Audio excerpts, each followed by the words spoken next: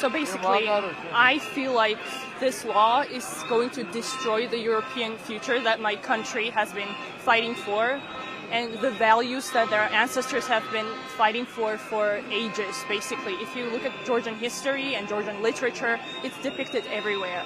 And I think the Georgian government is trying to take something away from us that the majority of us is like very desperate to have.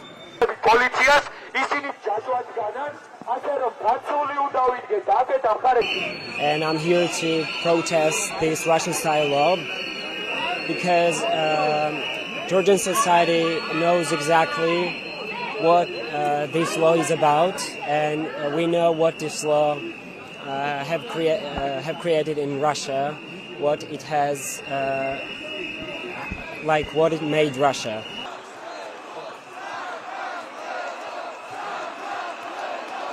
Basically, if this law passes, we are going back to the USSR. And there wasn't much you could do in the USSR. You could either be a slave, or you could just not exist, or you could die for your country. And if it's a choice between being a slave and dying, I think majority of us would choose to die for our country.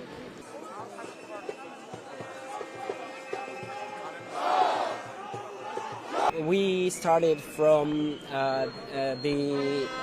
in front of the parliament. We were just protesting, but we were not aggressive. It was a peaceful protest. We were not doing anything else. So they started to raid us. Sometimes when you're standing alone, they start to attack you and arrest you for no certain reason. People are trying to hold each other so they will not be able to arrest.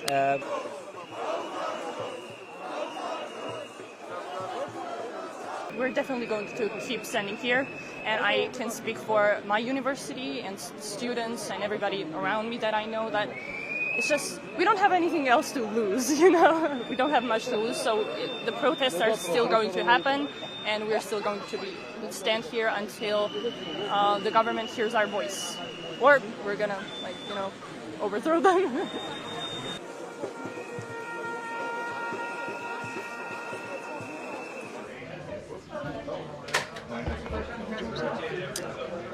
So I do have a statement from us on this. We're deeply troubled by Georgia's Kremlin-style foreign agents legislation, which just passed, as you just stated, Parliament, and we expect the president to veto it.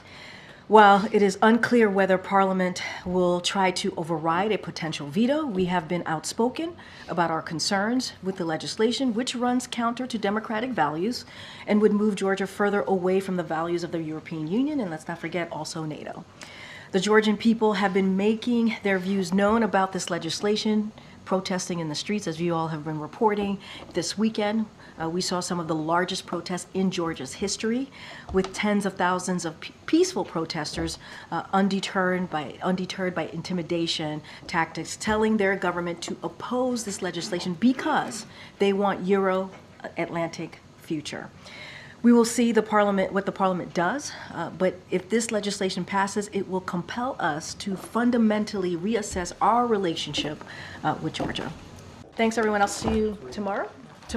Bye, everybody.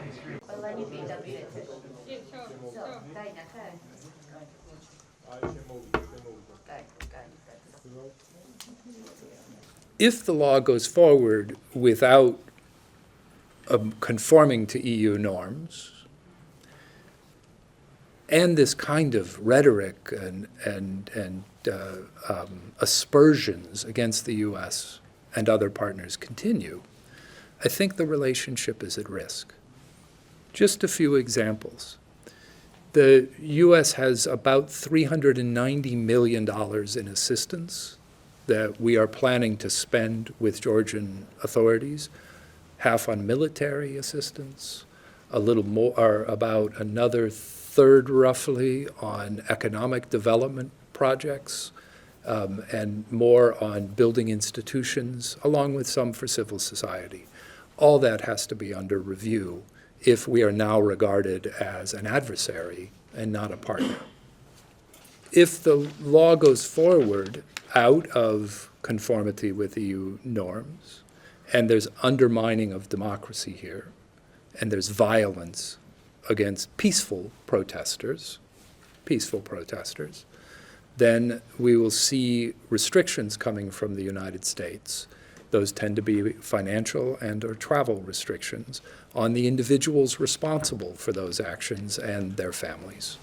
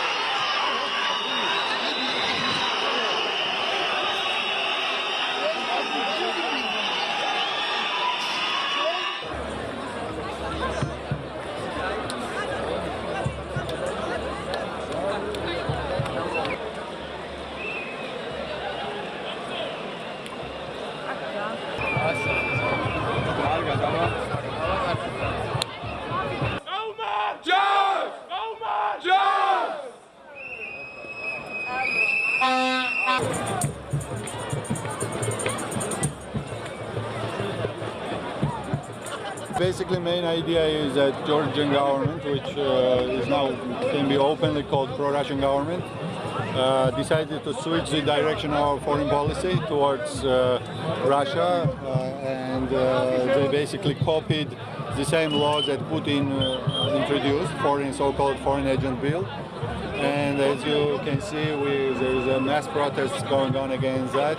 Today they had the third hearing.